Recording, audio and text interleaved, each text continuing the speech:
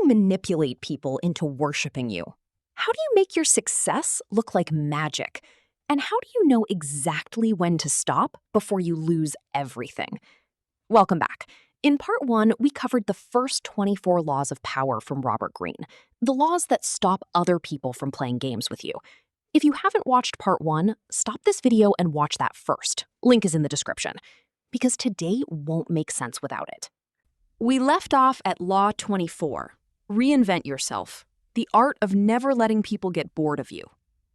Today, we are going from defense to offense, from Law 25 to Law 48. This is how you go from being a player in the game to becoming the king of the game. Let's start. Law number 25, recreate yourself. Keep your hands clean. To get power, keep your hands clean. You still need to get things done, but if an action will backfire or cause controversy, don't do it yourself. Watch how politicians do it. Oh, my admin did it. My manager did it. Use scapegoats. As you rise to power, learn how to get others to do the dirty work for you. Law number 26, create a cult-like following. How? Because they understood one thing.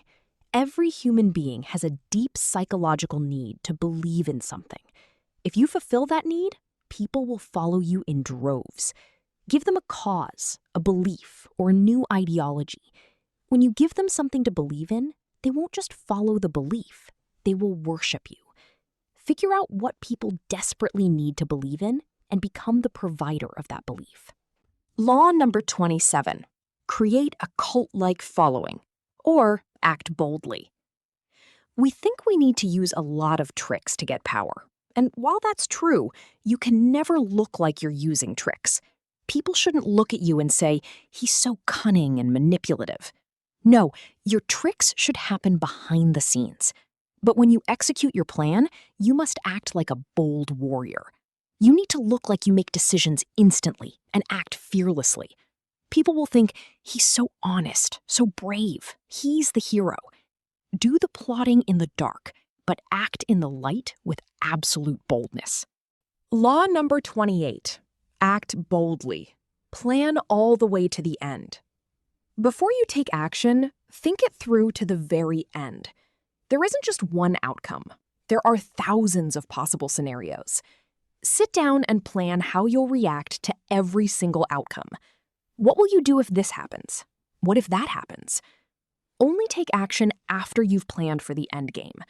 If you just jump in blindly, especially when you're famous and in the spotlight, it will lead to your destruction. Law number 29, plan all the way to the end. Make it look effortless. You can use tricks, plan, and work incredibly hard, but the public should think, wow, he makes it look so easy. They shouldn't see your hard work. If they see you sweating and struggling, they'll think you're just like them. But if you make it look effortless, they'll think you're naturally gifted, almost godlike. Make your massive efforts look like natural talent. Law number 30, make your accomplishments seem effortless. Control the options. Get others to play with the cards you deal. Always make others make the final choice, but ensure you control the options. You present the choices, and whatever they pick, it benefits you. If things go wrong, they'll blame themselves for making the wrong choice. Think of a mother asking her kid, do you want dosa or idli for breakfast? The kid says, dosa. The kid feels like he made the choice, but the mother controlled the options. Control the options, and you control the outcome.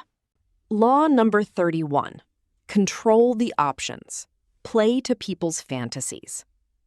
People always need a hero. They need a story, a myth, a fantasy.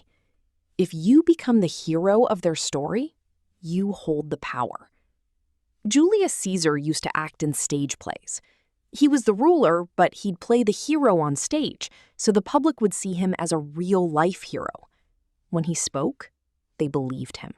Law number 32, play to people's fantasies. Discover each man's thumbscrew. You need to find two crucial things about everyone around you, their biggest weakness and their deepest desire. If you know a person's weakness and their burning desire, you hold the key to their soul. You control them. Law number 33. Discover each man's thumbscrew. Be royal in your own fashion. Act like a king. If you want to be a king, dress like one. Your fashion should always look royal. Never wear cheap, torn, or overly casual clothes. When people look at you, they should think, he's a big deal. You don't even have to be a big deal yet. Just dress like one, and you'll automatically be treated like one. Law number 34. Be royal in your own fashion. Master the art of timing. There is a right time for everything. Never rush. Don't think, I need to say this right now. I need to do this right now. Wait for the right moment. Learn to identify the perfect timing and have the patience to wait for it. Law number 35. Master the art of timing. Avoid stepping into a great man's shoes. When you have power and money, the worst mistake you can make is trying to control the uncontrollable out of ego. You might think, I'm so powerful, I can buy anything, I can control anyone. Don't do that. If you realize you can't control something, just let it go. Act like you don't even care. Why would I want to control him? I'm not even interested. By letting it go, you protect your ego and maintain your aura of power. Law number 36. Disdain things you cannot have.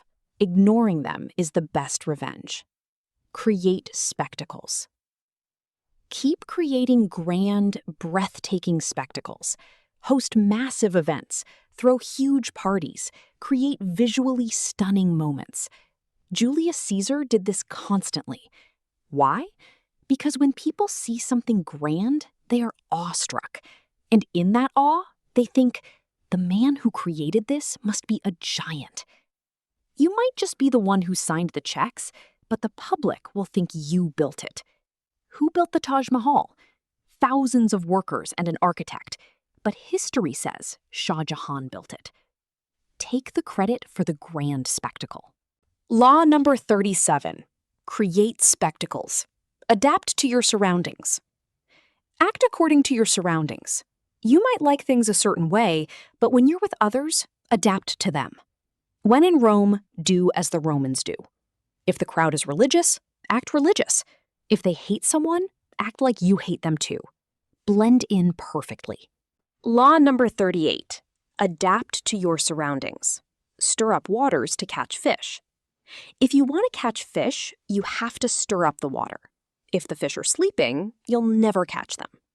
To maintain power, you need to occasionally create chaos. If everything is always calm, people will forget about you or take you for granted. Create a little confusion, and while everyone is distracted, you execute your real plan. Law number 39. Stir up waters. Avoid the free lunch. Never eat a free lunch. If someone buys you a meal, they expect a favor in return. There is no such thing as a free lunch in this world. If someone does you a favor, immediately return the favor before the heat of the favor fades.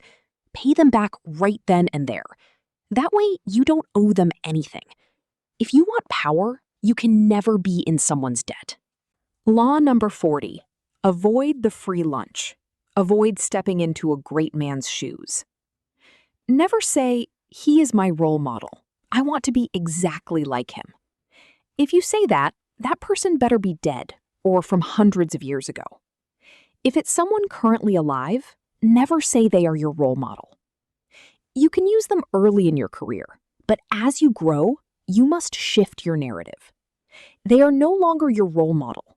They are your competition. Law number 41. Avoid stepping into a great man's shoes. Strike the shepherd, not the sheep. If a group of people is causing you trouble, don't attack the followers. Find the ringleader, the shepherd, and take him out. The followers will just scatter. Don't waste time fighting the minions. Strike the leader. Law number 42. Strike the shepherd. Play to people's emotions. Everyone has a heart. And everyone has emotional weaknesses. Tap into their emotions. Tell them about your struggles, your middle-class background, how hard you've worked. When you touch their emotions, you enter their hearts. Once you're in their hearts, no one can destroy your success. Law number 43. Play to people's emotions, mirror the enemy. To defeat an enemy, sometimes you have to act exactly like them. If you keep mirroring their tactics, they won't know what you're actually planning. They'll think you're doing exactly what they expect, but at the last second, you execute your real plan. Law number 44. Mirror the enemy. Preach the need for change, but don't enact it. It's entertaining, but never actually implement the change. Why? Because change is hard, and people hate the hardship that comes with it. If you enact change, they'll blame you for their struggles. So preach the need for change, but never actually force it upon them. Law number 45. Preach the need for change. Do not build too much on your perfection. Never act like you're flawless. If you seem too perfect, people will get suspicious.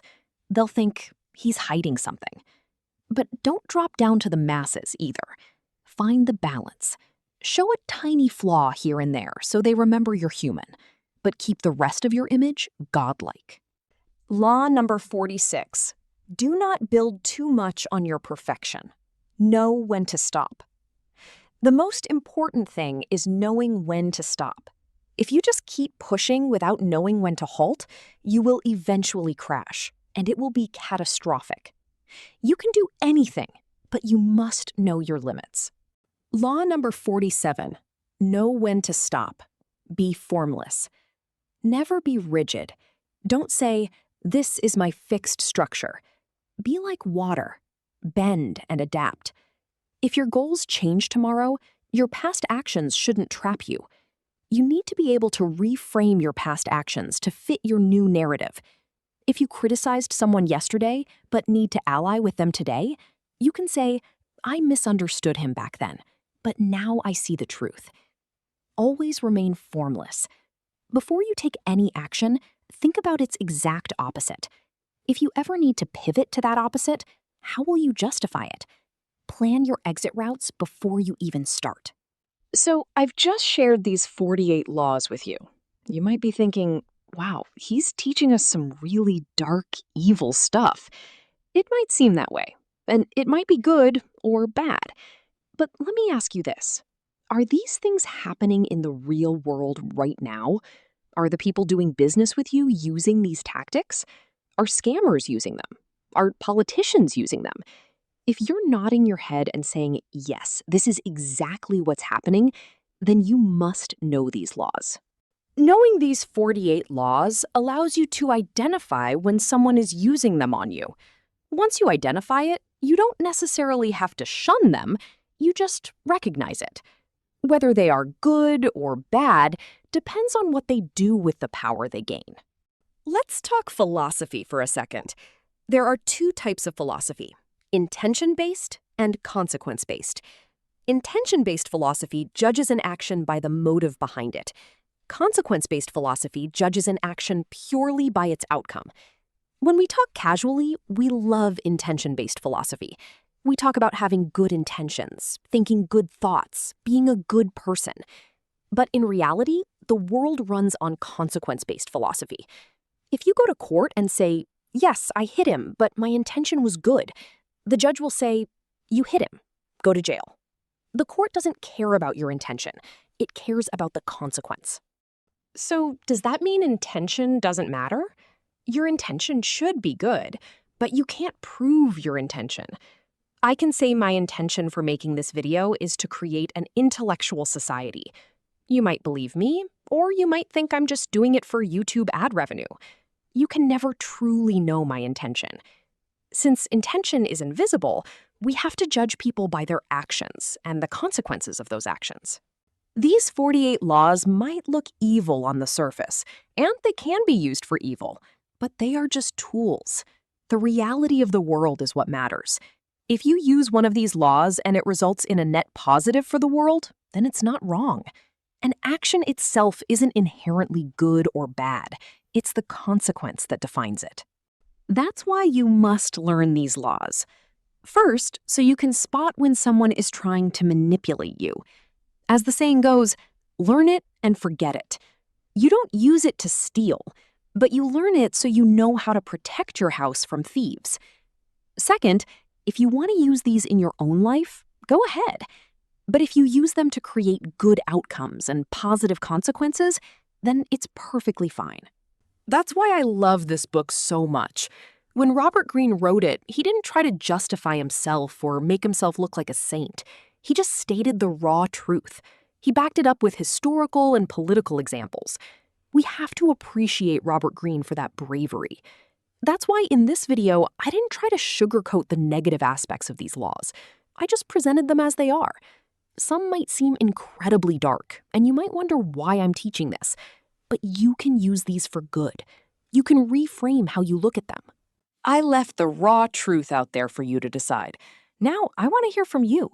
What do you think about this video? Let me know in the comments. If you like this video, hit the like button and share it with your friends. If you're new to the channel, subscribe and ring that bell so you never miss an upload.